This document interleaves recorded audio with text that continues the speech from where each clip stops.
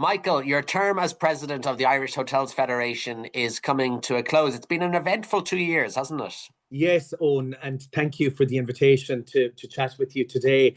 It's been a very fast 2 years. I didn't know at the start of my term what lay ahead.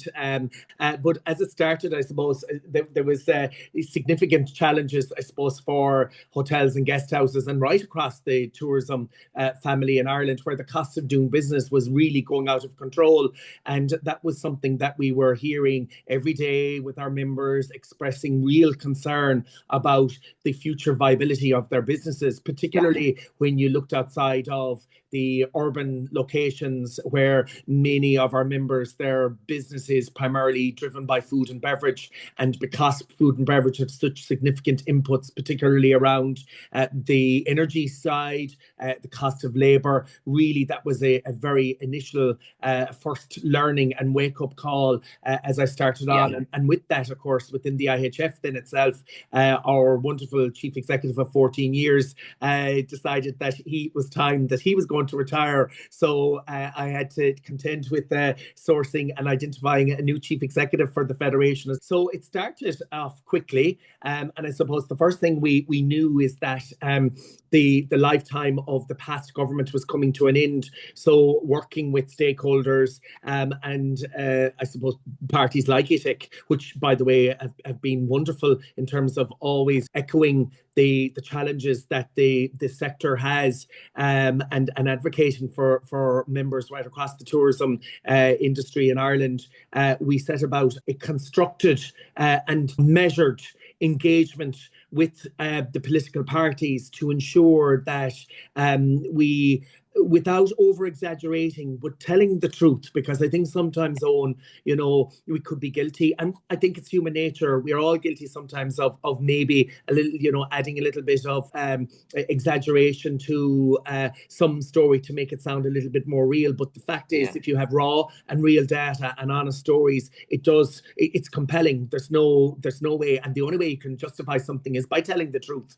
And you're right, because data, I mean, the hotels individually, but also kind of as a sector, you literally record heads on pillows. Yes. And you know how much food has been eaten and what the cost of providing that food is and the labor costs. I mean, the data is very rich in your sector, and that does help make the argument. Absolutely. And then in addition to that, apart from within our own membership base, data is available as well from validated sources that, feed from the industry data. So you have STR, you have the CSO, which again became a challenge in 2025. But in essence, there's really good data there that you can help build some very strong cases. So I suppose with that, we started engaging with government parties. They were putting together their pre-election manifestos. And I think, the learning for us was that if you look at the 2020 outing for the general election, which was, the 8th of February 2020, all the government parties' manifesto didn't feature tourism and the economic importance of tourism as part of really their core, commitment to the sector. One political party, and I won't name names here, but it was just page 40 something and one teal box with 3 points in it. I mean, really, that wasn't good enough. So as we move forward into the year, general election date was announced for November, and of course then the real dispute point was in relation to VAT. As I suppose a hotel and guest house area, we've always believed that 9% was the right rate of VAT for accommodation, but there had to be give and take. And when you understand the fact that business is so driven by food for so many of our members, well then the fair position or settling point would be for food, and it worked, and that has been very welcome. And that VAT 9% was obviously a very successful campaign for the hotel sector, for the wider tourism industry. It comes into effect in July, but really it just helps sort of mitigate some of the other costs that are escalating elsewhere, because we still have huge headaches, don't we, in terms of labour, insurance, energy. We could go on and on. So the job isn't done. I mean, yourself, Michael, lobbying and advocacy, it's a journey, isn't it, rather than a destination? Yeah, and you're absolutely correct. And that's what, bodies like ITIC, the Hotel Federation and any other stakeholders, that's what they have to do. And you have to continuously engage with government and other influencers to actually, and this is not a criticism, by the way, of government, but the fact is you can't all be expert at everything. We're the experts in our area. So it's up for us as advocates to actually demonstrate the real serious challenges of doing business. And you're right, when VAT9 becomes active on the 1st of July, I would be fairly confident in saying that you won't see price increases, but you won't see price decreases. Guess what a lot of businesses are doing is they're holding off now. In fact, I was talking to a colleague the other day,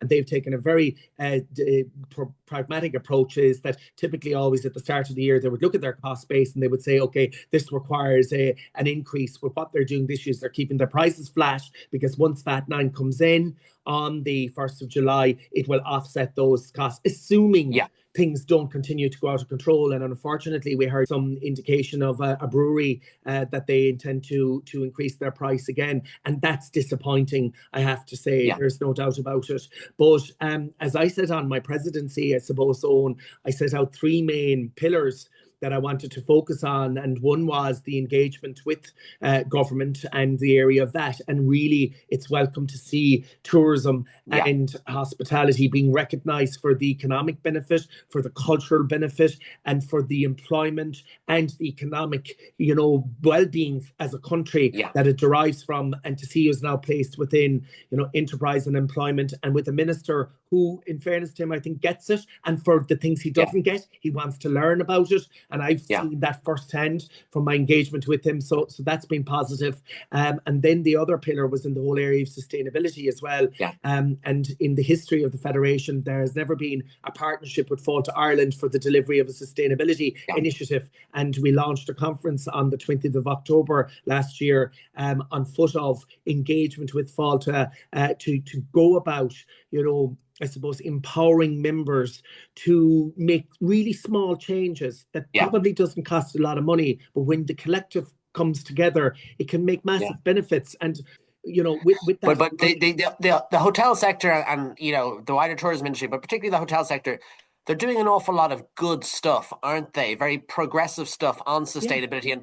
And we have an obligation, I think it's to reduce our carbon emissions by 45% out to 2030. So it's hugely challenging, but there's a lot of good stuff going on. So there's a little bit about showcasing that, but also, as you say, partnering with the Fáilte Irelands of this world, the SEAIs of this world, and just helping to sort of ramp it up.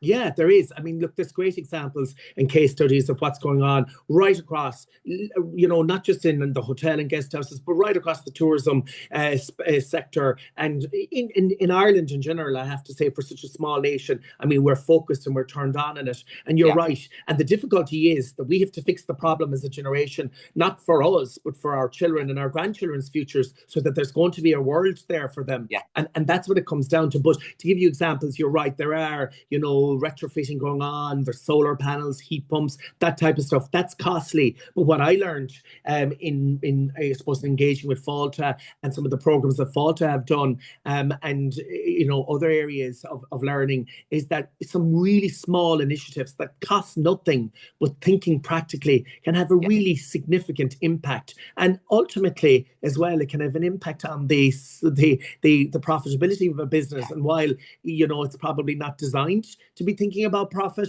if your willingness is to try and make the environment better, it actually has a knock-on effect. And I've seen it in my own business as well. And we have the solar panels and we have the heat pumps, but actually the small things about removing plastic from our bedrooms, these guest information books that always had paper and they would be updated with it, regular information, have been replaced by QR codes, which is very simple and not at all costly and very impactful, No, it can certainly be a win-win.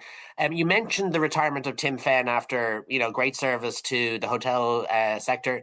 And one of, I suppose, sometimes people kind of say the biggest job of a president or a chair is to employ the right CEO, and that was a key sort of decision. And obviously, you recruited Paul Gallagher, who we all know for many years from the hotel sector, and he certainly hit the ground running. Yeah, you're absolutely right. I mean, big shoes to fill on Tim's departure. And I suppose you're right. It was on my watch that I was tasked with finding Tim's successor.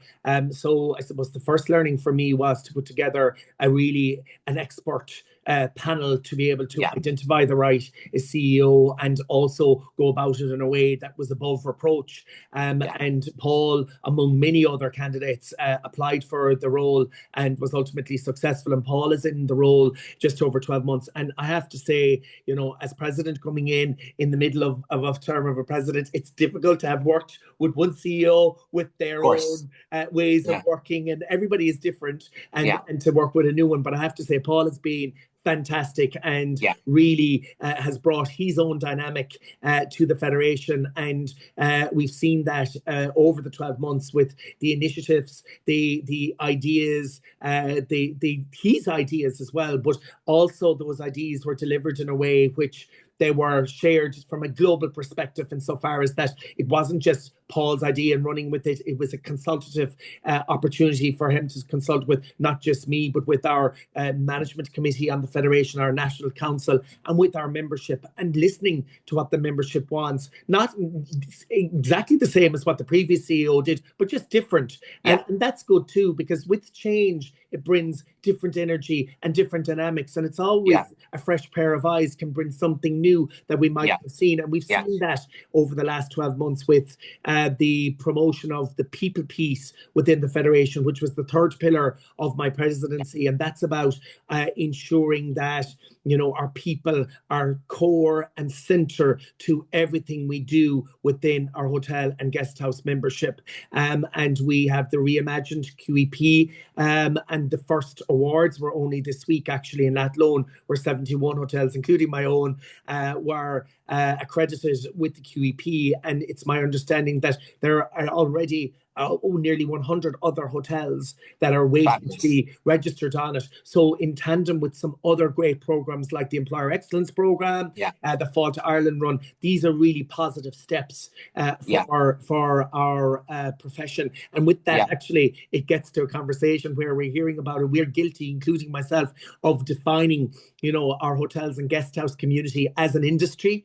And if you do look at the definition of an industry on Google, it's, you know, things that are created in factories. But in fact, we're professionals, and the people that we've working in our hotels and guest houses are professionals, and they are in this profession. And we need to start using that more, because that's what we are. So that's been really important as well. And I think Paul, in his role as the chief executive, is very attuned to that piece as well, along with the engagement with government, along with all the other challenges that are set out there as we see forward, you know? Yeah. Well, Michael, listen, I've seen it firsthand, because we've worked closely over the last 2 years, and you're tireless and you're a great communicator. So I think on behalf of the broader tourism industry, as well, obviously, as your hotel colleagues, it's many congratulations and well done. And I think on those three sort of pillars, government engagement, sustainability, and people, I think you've done really well. And I know you've got another few weeks at the helm before your successor takes over. So well done. Thank you, Owen. Really appreciate it. Looking forward to handing over at the end of February our new president, who will be appointed at the AGM in Killarney at the end of February, has their own agenda as to what they would like to do for the Federation. And certainly, as one who will be a past president, then we're handing over to somebody who I think is very capable of continuing. And it's a journey. You're right. That's all we can do, is work together as stakeholders and do what's right, you know, ultimately. Yeah. And you've left a really good legacy. So thank you again, Michael. I appreciate that. Thank you, Owen. Great to talk to you.